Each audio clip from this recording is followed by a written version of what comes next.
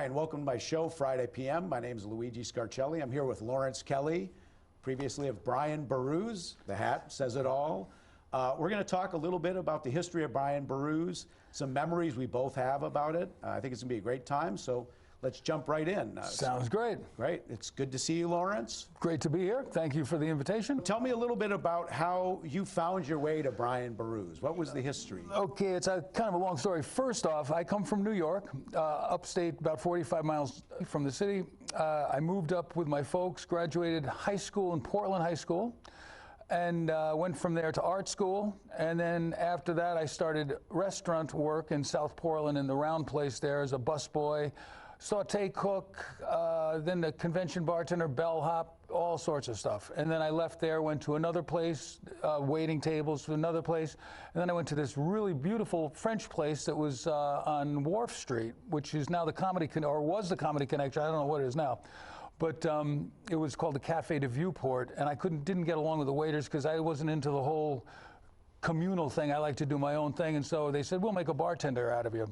So I bartended there, thought I knew everything, went to the art gallery, which is now Aura, years ago, right. And I worked there, and from 3 stools in the bar to a nice, smooth, rolling kind of environment, I went to 8 waitresses and dropped bottles. I got let go the first night because I failed terribly. So then I said, I'm getting out of Portland, just want to go out and see the world. Left Portland, glad to be out of Portland. I just want to go out because it was the old port was not. The old port was just a very slow place then at that point. Now this was, what year was this? I'd say this was in 1979. 1979. Yeah. So this was, you came from New York and then you got to the old port. You were here for a stint, but then you moved away. High school, art school, bartending, restaurant work, then blew out. And I went from there back to New York, went into the city, started bartending in the city.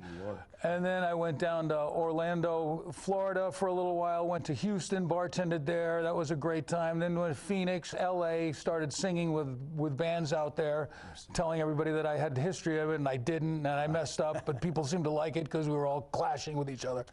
And then went from there to San Francisco, bartended a bunch there, rode a bicycle from Astoria, Oregon to Boston, and went through Chicago for a little while. And then get to Boston, I lived in Beacon Hill for a while, bartended there, got into real estate, moved up to Portland, and then the thing is, I couldn't wait to get out of Portland, and the only place I thought about through the whole 7 years I was gone was Portland. And so coming back here, got my real estate license, and like I was saying before, this Irish fellow, Jerry Brennan, came walking in one day. I was on office duty, and he says, "Hey, Jerry Brennan, he's looking for an apartment building." So I go, "Jerry, that's my specialty." Showed him a bunch of places. He wanted to get one. He liked one. He says, "Yeah, I want to put it under contract." So he puts it under contract. About an $8,000 or $10,000 commission. Went on and on and on. Finally, 2 days before the closing, he says, "Oh, Larry, I can't go through with it. I can't go through with it." So I go, "Jerry, what do you can?" So I go, "I can, but I'll make it up to you." And how he made it up to me was introducing me to Mark O'Reilly. And then Mark O'Reilly's created Kelly O'Reilly Associates, which was a real estate company doing investment stuff. And from there, from Mark O'Reilly, coming right off the boat, County Kildare, Naas in Ireland, outside of Dublin, the whole family started sifting through Maine. And I met his brothers, David, Fergus, Justin, and their friends were coming through. And they were in the old Dewey's was on Free Street, 4th Street. And we would meet there a lot. And because of the attitude that so many bars have, the bartenders, everybody wants what the bartender has, so the bartenders get arrogant and the owners get arrogant. They lose track of what it's all about, which is you've got to get humble, not more arrogant. And that's what people love, is the humility. And it's like I say, if you're in a bar and you see someone, all you have to do is put your finger up, they'll wait 5 minutes. But if you ignore them, they get pissed off, and everybody doesn't have any fun with that. And so one night we're walking up, and there was a concert at the Civic Center, and the lot was dirt. The Brian Brew was a gay bar at the time. It was Cycles, and then it went to Unicorn. And we just happened to be walking up through the parking lot, and all these cars were parking. And I said, "Hey, Mark, you take one end, I'll take the other." So we're saying $5, $5. At that time, it was like $2 or $3. But we were making money and packed it in there. Then went back, did it again the next day, and then I got a hold of the owner out of Boston and said, "Hey, how can I'd like to rent the lot from you?" And so we worked out a deal with him. We ran the parking lot, and then. All of a sudden, Fergus and Justin, we were at Dewey's one day, and Fergus comes up to me and he puts his hand on my shoulder and he goes, Laurence, we got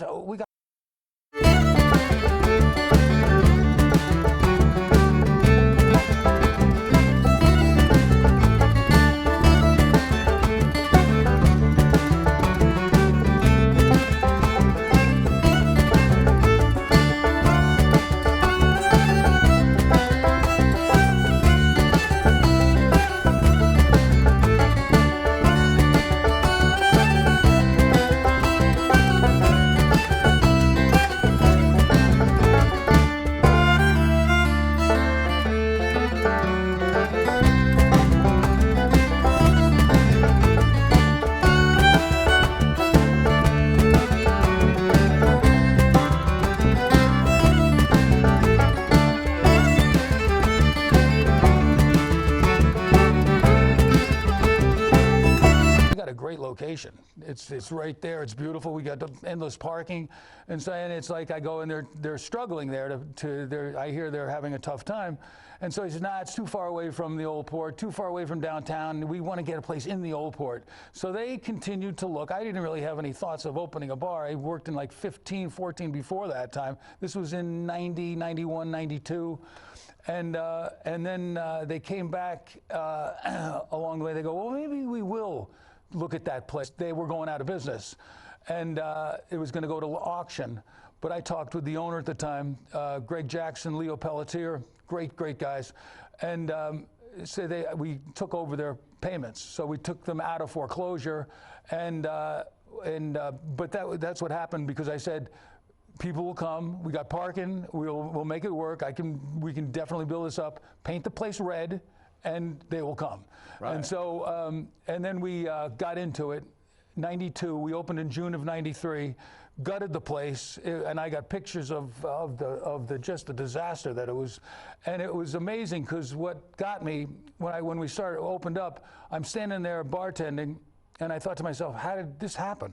We went from a shell to this, that, and the other thing. All of a sudden, kids are running around, smell of garlic in the air. The food was spectacular, all the different characters, and I thrive on characters. People that don't have pulses or don't have passion. I love everybody, and I hate everybody equally, as my father would say. But humanity, characters, individualism, breaking up cliques. If cliques form, you break it up. You put someone weird into a group of straight people. All of a sudden, everybody's having fun. Everybody's relaxed. They're letting all their pretense go. Mm-hmm. And that went on and on. And the pub, just from the onset, like I was saying, I was working 7 nights a week, closing every night. And there was a period of time where bartending, so I couldn't even reach to have a bite out of a sandwich, just nonstop.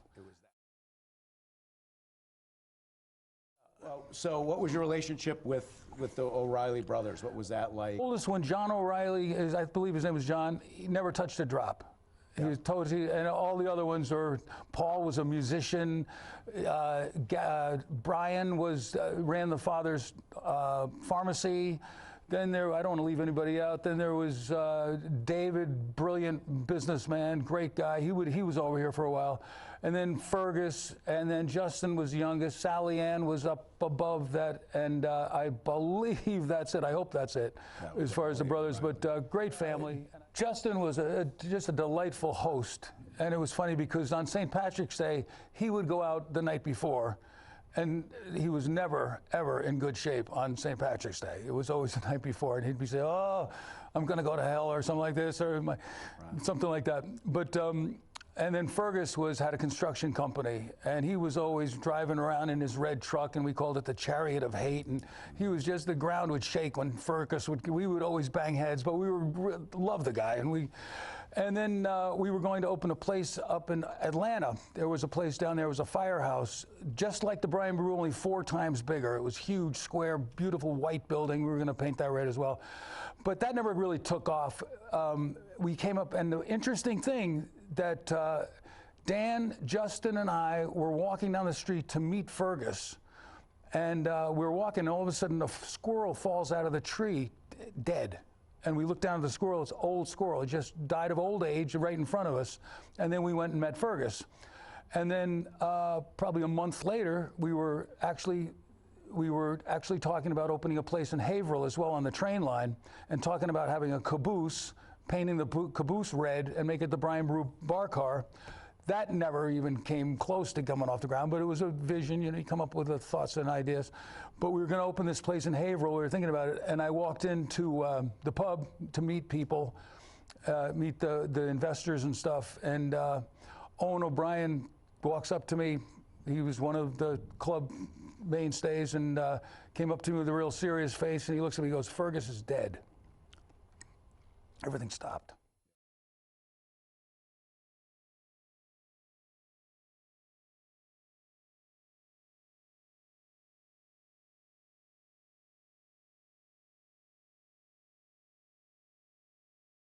Look at, because what I always look back on with Brian Borus, I mean, I look at it fondness, very fondly. For me, I used to go there quite a bit. I enjoyed it. It was a very welcoming crowd. You could go in there and everybody was very friendly. That was the vibe, I think, that was set there all the time. Yeah. What do you feel like now when you go out in the Old Port? I mean, does it? I feel like it doesn't have always that same thing. There are a couple of places I like quite a bit, but our motto the motto that I came up with at the pub was, we want to give you more than a hangover to wake up with. Right. You know, and there was Celtic storytelling, and there was all sorts of stuff, and then trivia came in somewhere along the way, and that got to be very big, and that carried right through to the end. The one slow night was Monday night, so we wanted to make theme night, and we had a great time with debauchery night. There was nasty Catholic schoolgirl night. There was Vickers and Tart night, and there was all stuff that just would be fun. I would wear a dress and a wig, and a guy would come up and say, "Oh, that's a great plaid skirt." It was a skirt, and right. he would say, "Hey, what family is that tartan from?" I go, "This isn't a tartan, man. This is a skirt, dude. Can you see I got a wig?"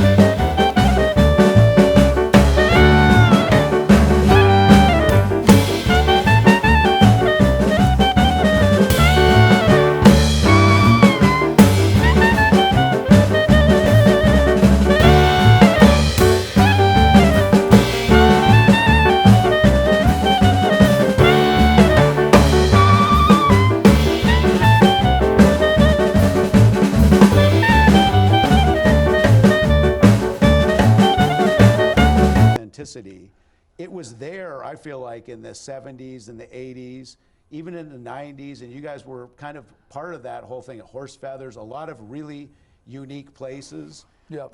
They kind of, I feel like everything got sanitized. Everything became like wanting to be the same type of place for everybody. And it feels like that was from 2010 to about 15, 16, and that's when you kind of were getting out of it. It's money. That's you know, it's like Greenwich Village was the most incredible art community. Then the developers came in, raised the rents up, pushed all the artists out. They go to Soho, then they went to Brooklyn. Now they're coming into Harlem. Harlem is like what Greenwich Village used to be. Right. I don't know I haven't been there for a while, so I don't really know what that's like. But the prices go up. It's impossible to have an apartment now, 3 people in an apartment, and landlords won't let that happen anyway. But They're working around the clock, so there's not a lot of time to be free and fun. Basically, they all want to be a part of what's authentic. Yeah. Then they come in, they raise all the prices, so everybody gets moved out. All the authenticity, and then they it's a copy shell. that, right? And then they pretend that they're authentic with those other folks, and after they've swept out the actual authentic people. So, do you feel like now Borus is at a point where this seems like it would be a perfect place that people will be excited about? It will come the past again. 4 or 5 years. And you feel like this would be something you'd want to do again, too? Well, my precious wife wants me not to have anything to do with me being in politics and me having another pub, both of which I am just jonesing to do. I will have something to do with a pub at some point, again, because I miss it terribly. If Brian Borus was going to kind of rise from the ashes and, you know, investors came along, you had a situation where you were, you know, bringing it back, what would that look like? And is that possible?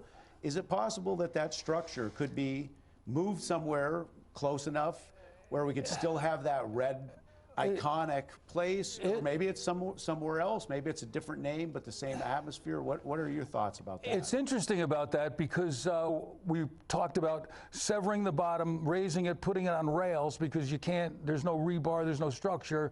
It can't bump around on the street at all. Sliding it down to the bottom corner, and we were going to make a big CNN moment, sitting on the roof, sliding down the street. That came closer, but it never really happened. Is that a historical building? I mean, I don't know what. Would have been historical if we didn't paint it and didn't gut it inside. So it lost its historical significance. And it's funny because when we bought it, I think it was just on the precipice of being historic, but then years later it became in that realm. Let me ask you this question. Why did you paint it red? This was your idea to paint it red, and it was white. Yeah, it was white and gray. And a picture of that now. We'll see how painting it. Yeah. But you wanted it to stand out. You wanted something. Because it was a little bit, it wasn't in the old port, it wasn't in the downtown, and just like, let's do something. And at the time, we had the interior crimson red, the outside was orange red, really bright. And it ended up being crimson red on the outside, which was a little softer red. But in the beginning, it was like a brilliant orange red. Right. And it just stood out, especially in the spring when the leaves would come out. But is there any final thoughts that you have, the kind of remembering Borus that when we sum it all up? Yeah, I would like to open a place similar. I don't know what's ever going to happen to that place. I really don't have a lot of faith in that place staying, but if it would open up again and they can build around it, perfect. Right. But it's got to be done right. You can't just, you think you can just have a bar and just make it a famous great bar. It'll run down unless you feed it, it's customer service is everything. Oftentimes the legend is much greater than the reality of the place. How would you feel the legend and the reality of Brian Borus stacks up? It can't possibly be overstated. That's it. I'd like to thank Laurence Kelly. Next up, we're heading over to Sun Tiki Studios. Hear a new artist named Sparxsea with their songs Chariot and Little Wooden Boat. I hope you like them. Thanks a lot. Good night.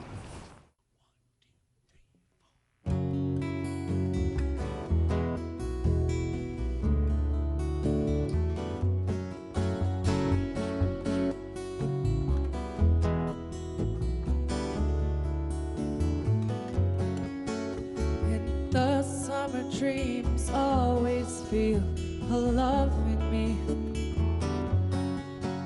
You were one left in a world I thought was empty. Then water so deep between us. What do you say you feel? Our fire will be. What do you say it take to sail away in seas so blue? Wish the world for you and time the tide. Surely rise, hit part when we hear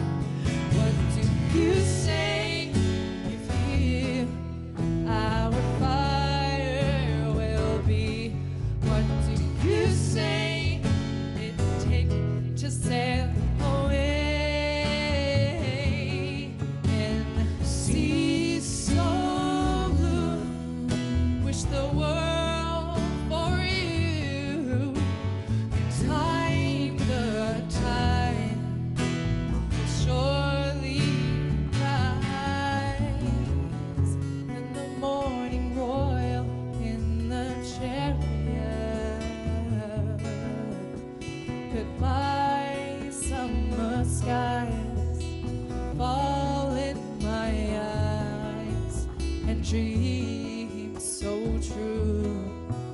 Adventuring with you in the chariot, in the chariot.